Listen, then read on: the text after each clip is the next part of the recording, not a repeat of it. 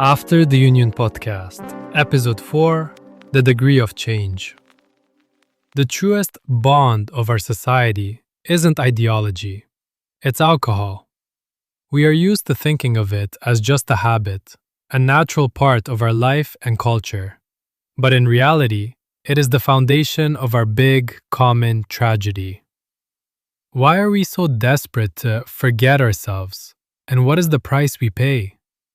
No moralizing, just the truth, and the very bitter aftertaste. This is the After the Union podcast, and I am your host, Sasha Levkin. For those listening for the first time, a bit about me. I haven't lived in Russia for over 3 years, but that doesn't mean I left and forgot. It still hurts to watch what is happening, and I follow the news, trying to understand where Russia is heading and what this unpredictable world is turning into. For me, this podcast is more than just reflection. It's a way to decode reality and find answers to the questions that haunt many of us.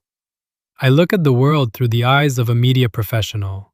My background is in video production, directing, and graphics. My career path took me from a small TV station in a distant Siberian town to major media companies in Moscow. Today, I work as an independent entrepreneur, creating projects that combine my experience with the power of AI.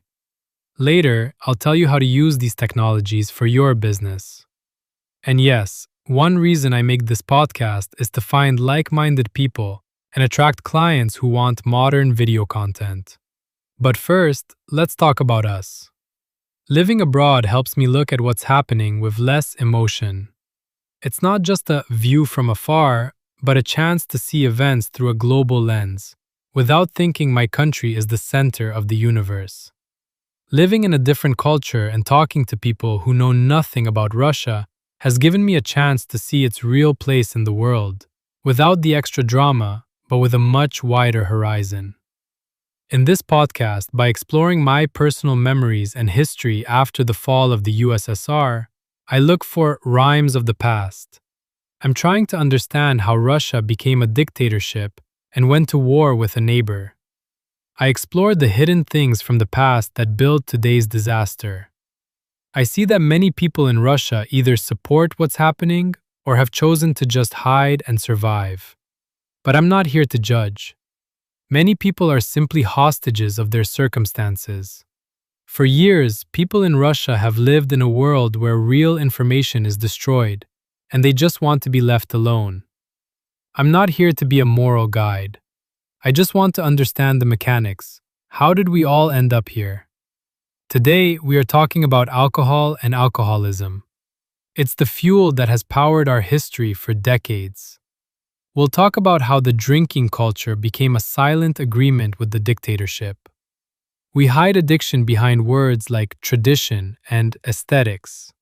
Why did alcohol become our main social glue, and why is it so important to get our clarity back today? As long as I can remember, the state has encouraged this self-deception. They romanticized drinking in ads, TV shows, and history. They gave us the glass as a sacred tradition of our ancestors, as if to say, our grandfathers drank, and so should we. Jokes about alcohol usually supported this. Alcohol is a poison, so you need to vaccinate yourself with small doses regularly. These jokes softly justify drinking. There are also more subtle tricks. When people stay silent about the real damage because it's not polite to talk about it. Meanwhile, the government budget relies heavily on alcohol taxes. It's a convenient deal. The state gets huge profits, and the citizens get the right to destroy themselves under the guise of tradition. And the people, in turn, accept drinking as the norm.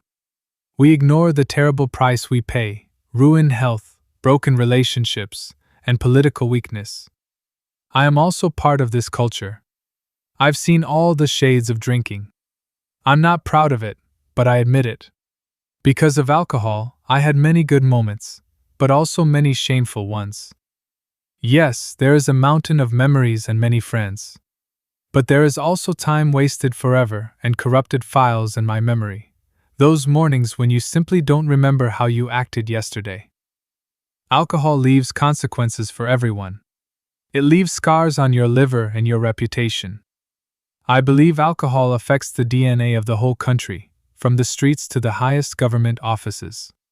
It is important to say, even though I have a lot of experience with this, I haven't touched alcohol in over 10 years.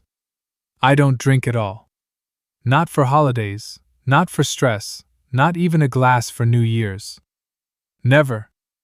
I am not a moralist or a preacher.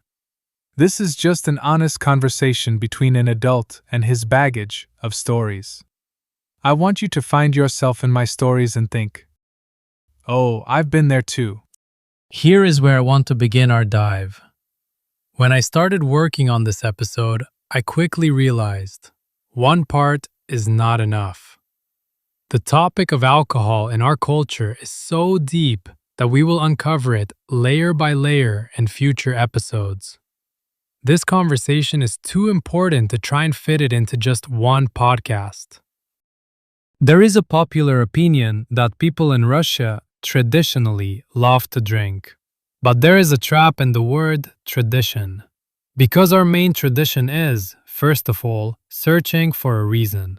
A person in Russia is ready to drink almost every day if there is a legal excuse for it. I don't know what comes first. Do we want to drink so much that we desperately look for a reason, or are there simply so many reasons around us that we have to celebrate each one? In my life, I don't remember a single time when people drank for absolutely no reason. Not even one.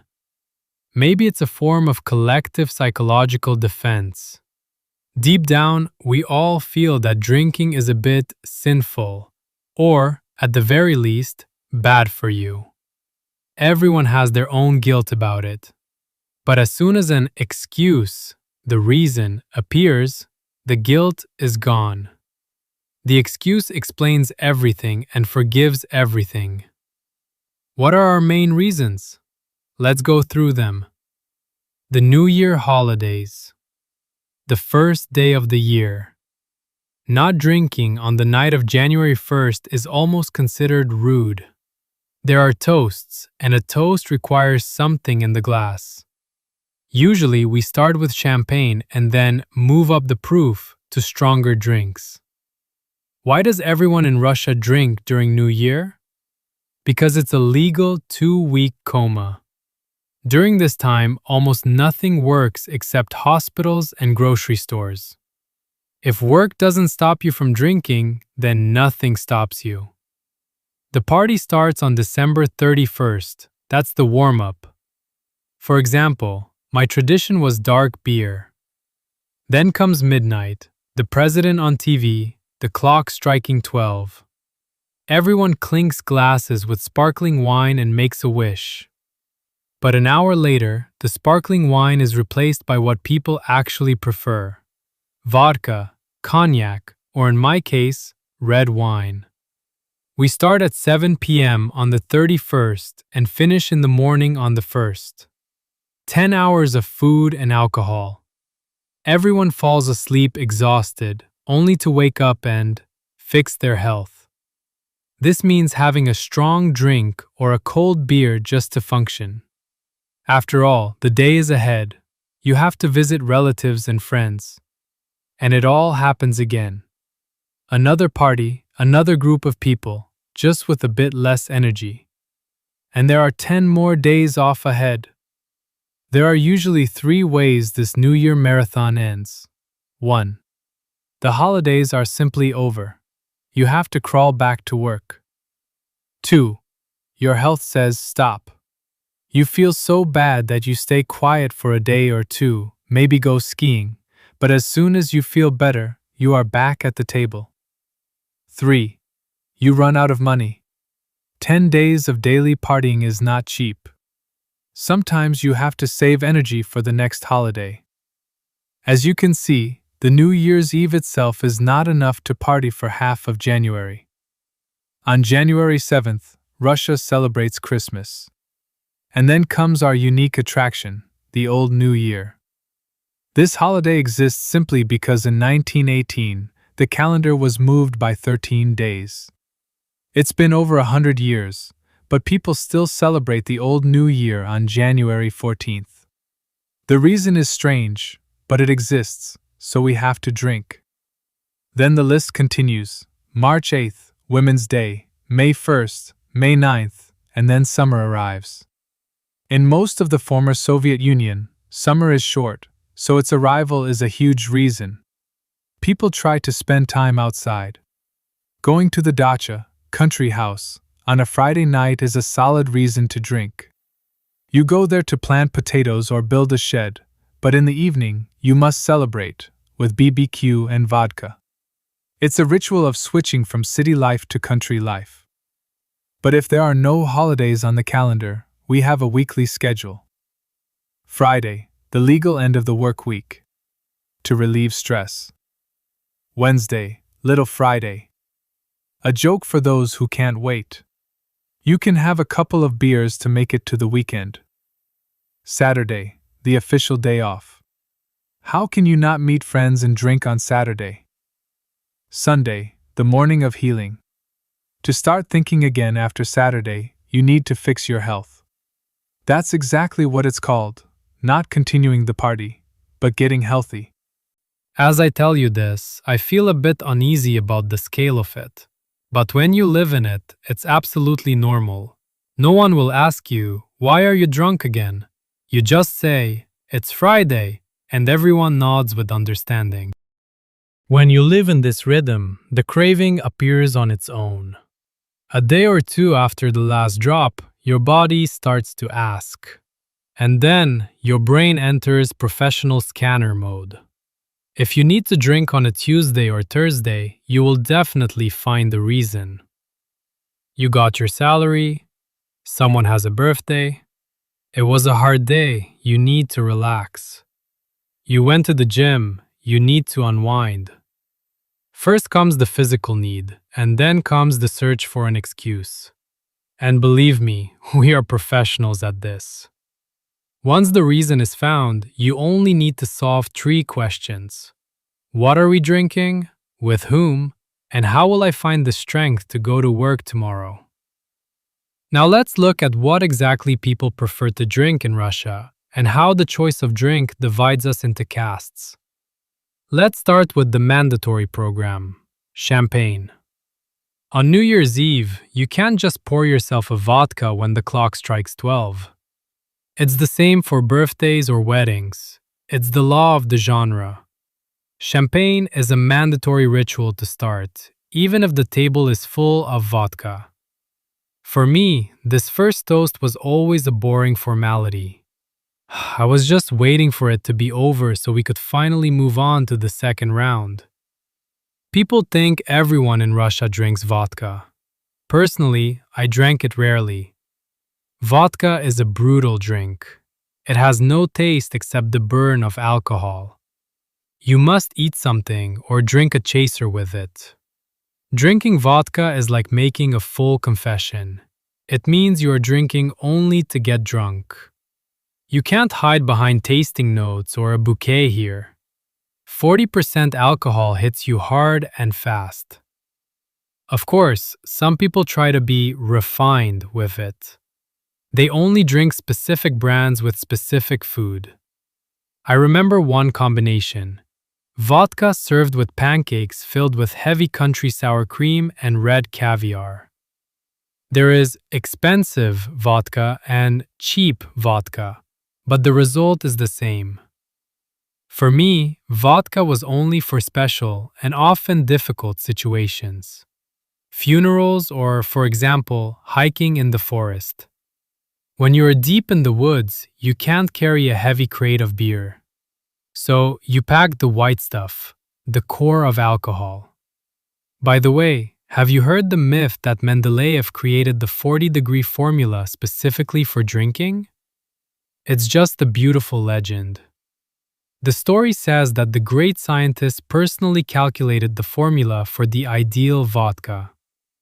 People like to believe that a Russian genius wouldn't give bad advice, so every shot is like a scientific experiment.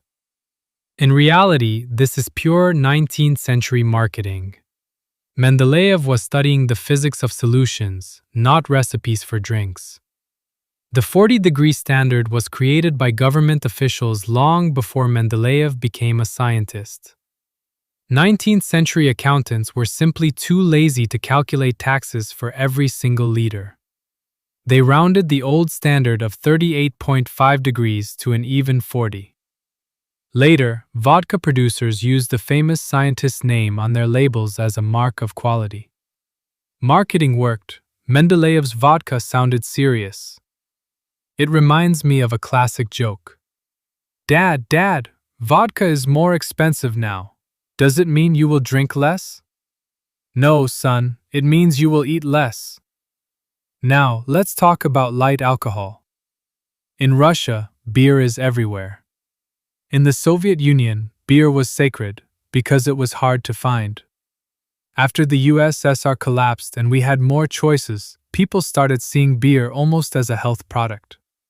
They would say, "I'm not drinking vodka, I'm just having a beer." People even believed it had vitamins and minerals. Sure, until your liver says goodbye. For me, beer was my alpha and omega. My journey started with a can of American beer from a street kiosk in the 90s and ended with 2 pints of ale in a trendy Moscow pub. Between those 2 points were 20 years of drinking. I remember that first time. It wasn't just curiosity, it was a transition. It was like losing my innocence. 1 second, I was a child, and the next, I was part of the adult world. I walked away from the kiosk, holding that can, and I knew I was holding a magical potion. How did I know? Because everything around me said so. In the Soviet era, beer was a rare pleasure for those who knew. Then came the wild 90s, the change from having nothing to having everything. TV ads, newspapers, the older kids in the yard, everyone was shouting about how cool it was to have a beer. I didn't have a choice. If you wanted to be normal, you had to try it. You had to follow the tradition. I also remembered the end. A bar, friends, a regular weekday evening. By the end of my second pint, I suddenly realized, that's it. This is my last beer. I felt no regret. Instead, I felt free. I had finally reached the point I had been looking for. This stopped being just my personal problem a long time ago. Beer is our collective social ritual. It keeps us in a world where self-destruction is seen as normal. We are so used to this fog that we can't see the difference between a rest and the slow poison that everyone around us happily encourages us to drink. It doesn't matter if it's expensive craft beer or cheap stuff from a local tap. Beer is the foundation of communication in our culture. It distorts our idea of what is normal. We think that meeting friends must involve beer. We think that relaxing after work must mean having a can or two. We grew up with this broken logic where alcohol is seen as rest, health, and the way to belong. Then there is wine. With wine, it's more complex. For a long time, Russia wasn't a wine country for regular people. In my youth, Soviet wine was usually terrible, sour juice. Only poor students or starving rock musicians drank it. It was almost like poison. Everything changed in the late 90s after the Union fell. Imports arrived, French, Italian, and later wines from Chile and New Zealand. And a new illusion was born. For us, a glass of red wine became a ticket to France. It was about aesthetics and status. If you knew about wine, you were elite and sophisticated. Yes, wine offers a unique taste experience. But unfortunately, even in a great bottle of French Bordeaux, you find the same alcohol that melts your brain. A special elite phenomenon is the culture of expensive, strong alcohol. Aged cognac, single malt whiskey, or rare scotch. People spend years and a lot of money to feel like part of a secret club. They can talk for hours about peaty notes or the smell of oak barrels. But behind these fancy terms, it is still the same 40% booze, just in very expensive packaging. This elite hobby has two hidden traps. First, it slowly destroys your health. Second, it is a trap where interest in new tastes turns into a simple addiction, which you justify to yourself as drinking culture. Even beer tried to enter this elite world. We always had good beer restaurants that copied European traditions. You know the aesthetic: heavy wooden furniture, waitresses in aprons, and huge 1-liter mugs. Or English pubs with foamy ale and classic fish and chips. But in the early 2000s, craft beer appeared in Russia. For me, the craft revolution was important. Beer became an intellectual drink. You didn't just drink it, you analyzed the technology, the hops, and the taste. It felt like you were being mindful and involved. It started after Russians discovered European wine. Then came craft beer from the US, IPA, APA, and other names that sounded like secret codes. Small private breweries started making high-quality beer in small amounts. It was a taste revolution. Craft beer gave you a feeling of being elite. The price was high, like a bottle of wine, and you could taste it like an expert. We divided into two groups. Some people just wanted cheap beer to get drunk. Others explored the taste. We talked for hours about the body of the drink and the aftertaste. We wanted to try everything. Craft beer also had amazing design. Russian brewers used the California style, bright, punk, and youthful. No boring symbols. The cans had comics, crazy fonts, and strange names. Collecting these names was a hobby. Names like Atomic Laundry, Lobotomy, or Bluebeard. You didn't just buy a can, you bought a ticket to a private club for people who understand. We also have cocktails. Even though it's not my favorite topic, Russia has its own cocktail culture. Let's look at some famous cocktails. Where did the Soviet Union start? People back then didn't really use the word cocktail, but there was one iconic recipe. It is called yorsh, a simple mix of vodka and beer. Why yorsh? It is actually the Russian name of a tiny, spiky river fish. Poor fishermen invented this drink. They went fishing at the local muddy river just to get away from home. Out there in the freezing wind, they caught these tiny fish and stayed warm by pouring vodka directly into a beer bottle. It was cheap, harsh, and knocked you out instantly. This was the first truly popular people's cocktail. In my student years, we also knew the classics: Bloody Mary, vodka and tomato juice, or the Screwdriver, vodka and orange juice. The younger generation invented an even more dangerous rough. They mixed vodka or cognac with energy drinks. This is a huge attack on the body. The energy drink makes the heart beat faster, and the alcohol enters the blood even quicker. Now I understand that it was pure addiction and a complete lack of understanding of the harm. Other cocktails are just sweet drinks. People often call them women's drinks. They are bright, colorful, and served in beautiful glasses, as if that makes them elegant. Drinks like margarita or daiquiri. Today, it's clear that the sugar is there for only one reason: to hide the taste of alcohol, so you don't notice how much you are drinking. It is a sweet wrapper for a bitter habit. Liqueurs and tinctures. People have always tried to hide the taste of pure alcohol. Liqueurs and herbal shots are a good example. At first, it seemed like a fun game of tasting complex flavors. But I quickly realized it leads nowhere. First, physically. Herbal mixtures and oils cause bad heartburn. Your stomach starts to protest after just 2 shots. Second, liqueurs don't fit our tradition. In Europe, people drink one small glass after dinner to help with digestion. But in Russia, we want scale. You can't drink enough liqueur to get drunk without feeling like your body is dying. So, this pharmacy style never became truly popular in Russia. Now we reach the real foundation. Samagon, moonshine.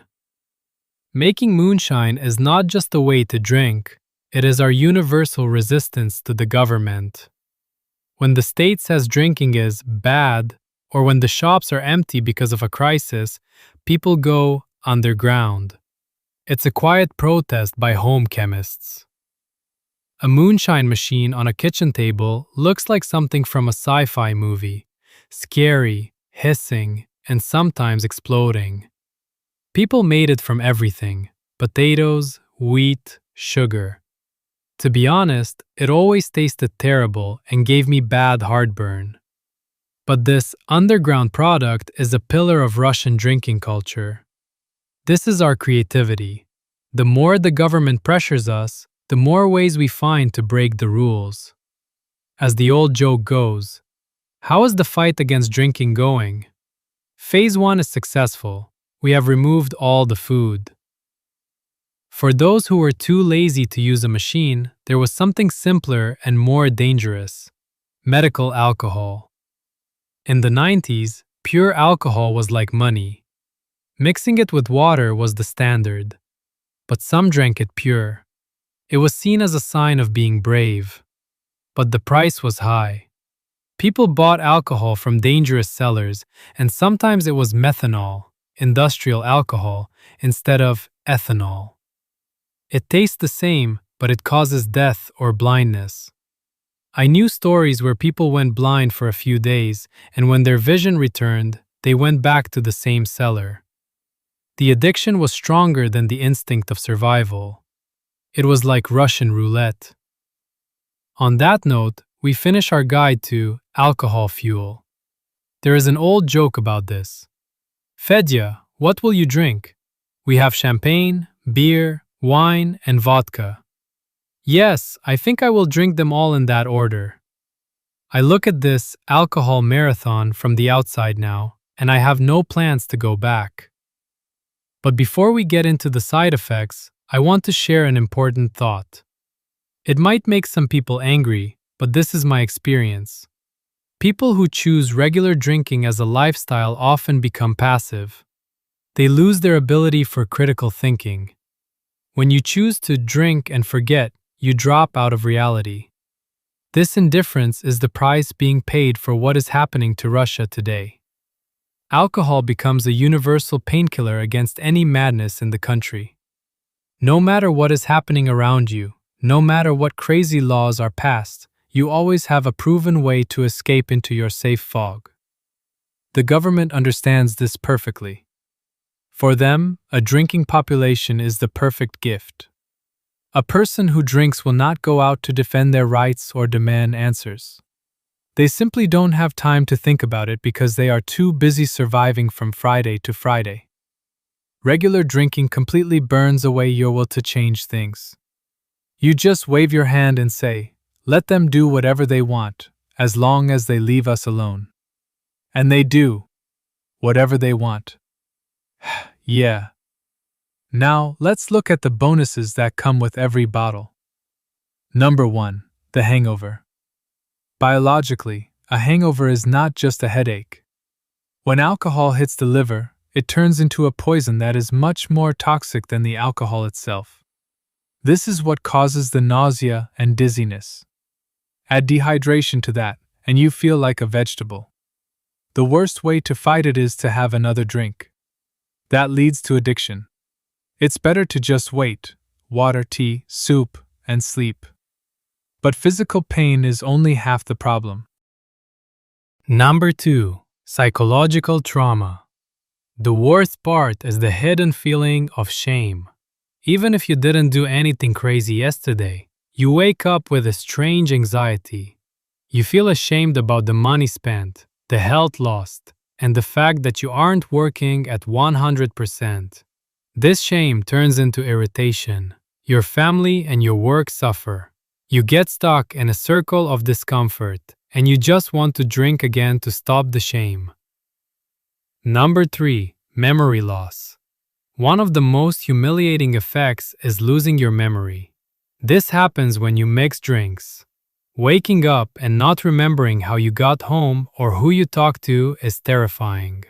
It's a feeling of total helplessness. Once, I completely forgot an important meeting that I had arranged at a bar. Many years have passed, but I still feel a sharp sting of shame. After moments like that, you want to punish yourself, but the addiction is stronger than logic, and you find yourself at the bar again. If this sounds like you, know that you are not alone in this hell. It is hell, but there is a way out. A note on specific drinks. Beer. It goes down easily, and you don't notice how many liters you drink. In Russia, local beer often causes worse headaches than European brands. It might be the water or bad cleaning at the factories. Vodka. It causes aggression and unnecessary risks. Alcohol makes you do things you would never do while sober. Sparkling wine. The bubbles make the alcohol hit your brain instantly. In Russia, it's usually just the start of the night. All of this isn't a fun adventure. It is planned self-destruction. Alcohol is a poison in beautiful packaging. It is painful, expensive, and you don't need it to be happy. Protect your brain. You're going to need it. Before I share what helped me quit a 20-year alcohol marathon, follow the After the Union channel on Instagram or TikTok. I post short video illustrations there. I use AI and video editing to recreate my memories. I turn sketches into living history.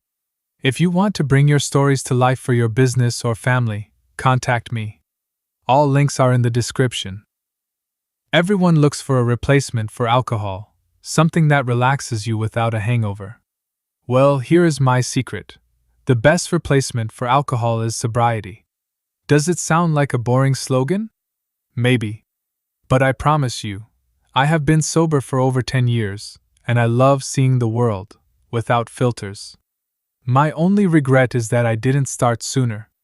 Seeing life in maximum sharpness is the best feeling. This is my current way of being high, a crystal clear picture. I want to stay sharp so I can think critically and see the world from different sides at once. Yes, the first 2 or 3 years were hard. My body wanted a cold beer. I had to talk to myself and stay strong. Usually, a glass of water helped. Alcohol is like a secret agent. While it slowly damages your cells, it also destroys your relationships, your career, and your progress at the gym. You just become weaker, as a professional and as a person. Irritation and tiredness eat the energy you could use for something great.